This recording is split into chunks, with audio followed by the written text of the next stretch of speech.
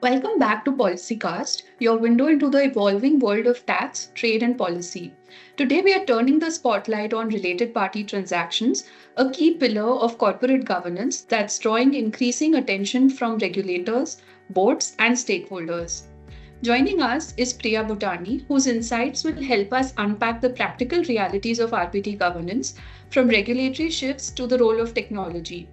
Welcome, Priya. It's a pleasure to have you with us. Thank you, Karishma. I'm really looking forward to this podcast today. To begin with, how would you describe the current corporate governance framework surrounding related party transactions? And in your view, how effective are these frameworks in practice? I think in terms of having the regulations in black and white, they were always very robust and clear cut. We are currently governed by the Companies Act, the SEBI, LODR, Income Tax Act, and of course, we also have the international best practices as guidance available. In terms of the policy, we knew that what compliances are required to be done, how the tagging and mapping of related party and related party transactions are to be done. So far, everything is absolutely fine. But what really kind of happens in practice is each company perceives these regulations as per their own maturity in the business craft, as per their own governance framework, the robustness of governance framework, the experience of their respective team. So in terms of perception, there's a lot of ground that needs to be covered in terms of creating the awareness of really passing on what the intent really of these regulations are. I think we still have a couple of miles to travel. Mm-hmm. Also, have you seen any significant changes or evolutions in RPT governance in the recent years, particularly in light of regulatory developments like the LODR norms? Any thoughts on that?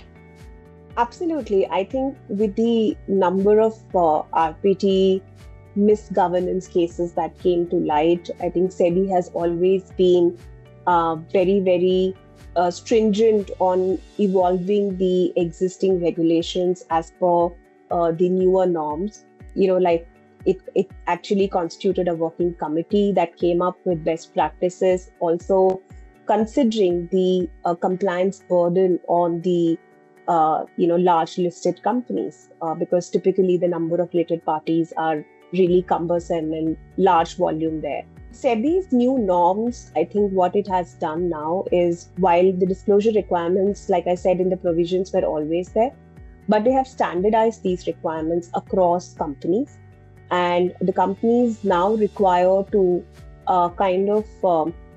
relook at the format in which they used to furnish information before the board and the shareholders.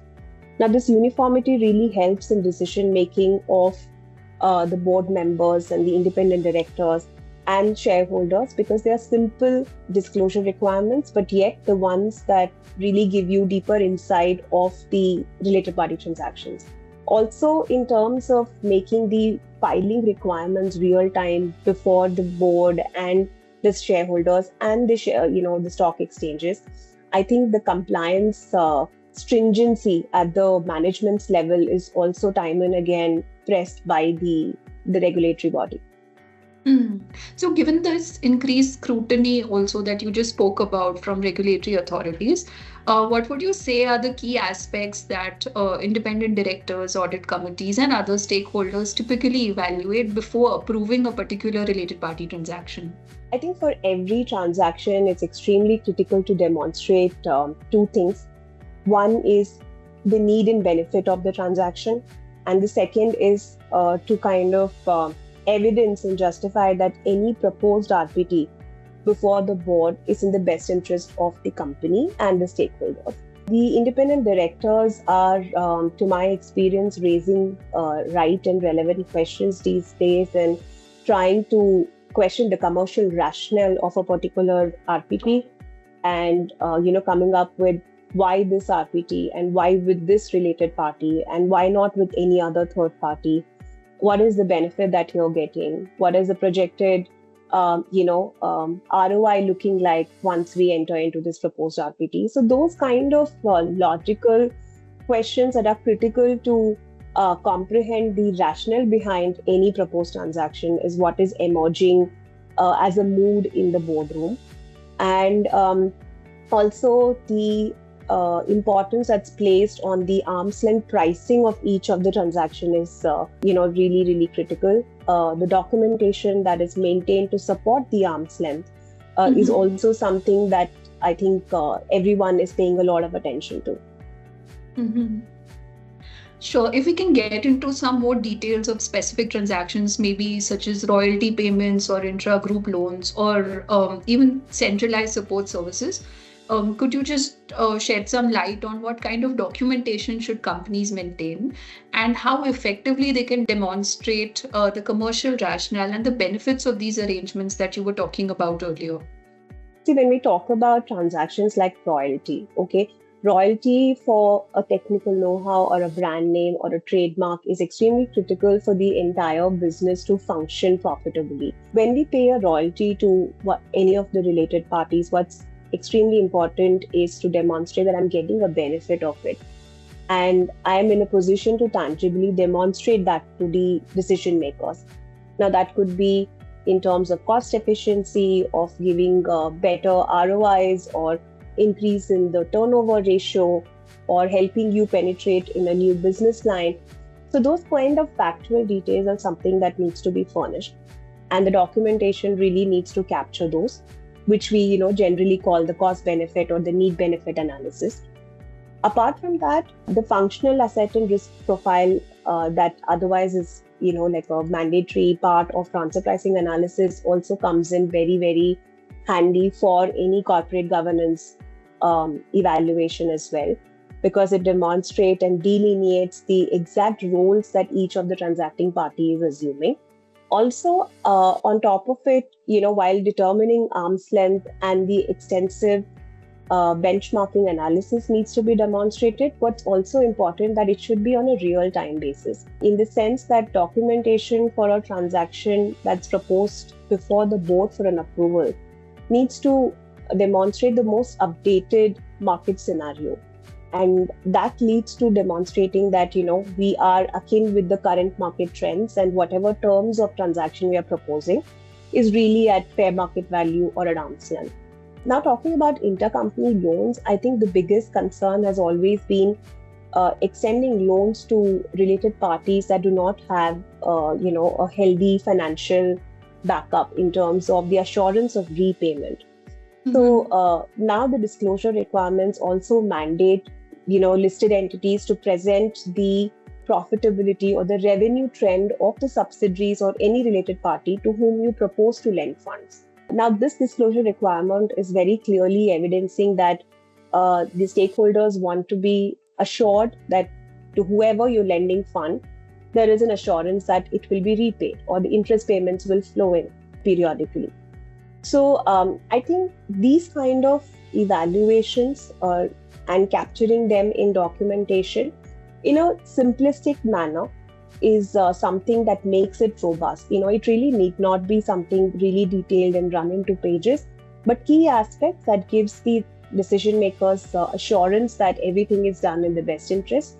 I think that would be the right documentation for me. Sure, that sounds interesting. Finally, can you let us know your thoughts on how technology and automation are contributing to a stronger RPT governance framework? And are there any tools or systems that stand out in improving transparency and compliance with these regulations? I think one of the key, differentiators of adapting technology in the overall RPT governance lifecycle is to minimize any errors and misses. The lifecycle begins from mapping of related parties and goes on to testing of the pricing from arm's length perspective, testing the update of the policy that's in place as per the new norms, going on to helping different decision makers approving the transaction. So when you imbibe technology, I think what it really does is help you track on real-time basis and also maintain an audit trail. Now, these tools are built in such a way that they also give you a ready dashboard that flags off any gaps and also helps you track in terms of the allocated timeline and throws enough checks and safeguards that ensure that none of the compliances are missed. Apart from that, once the tool is, adapted, I think it really helps you to maintain that consistency, transparency amongst the policies that followed with, multiple related parties at once. So I think technology and automation is extremely important for the overall RPT governance. And when you have this integrated with your ERP, I think you're also passing the accountability, not just with the corporate secretary team, but to each of the relevant person in the overall organization, be it the functional head, be it the finance officer, be it anybody from the procurement team, to people at the CXO levels. So it's also uniformly spreading the accountability to everyone. Sure. Thank you, Priya. That was really insightful. Thank you for joining us and sharing your valuable perspectives. That brings us to the end of this week's podcast. We hope this conversation gave our listeners a deeper understanding of the governance landscape around related party transactions. With that, allow us to join back soon with more expert conversations on tax, trade, and policy. Until then, thanks for tuning in.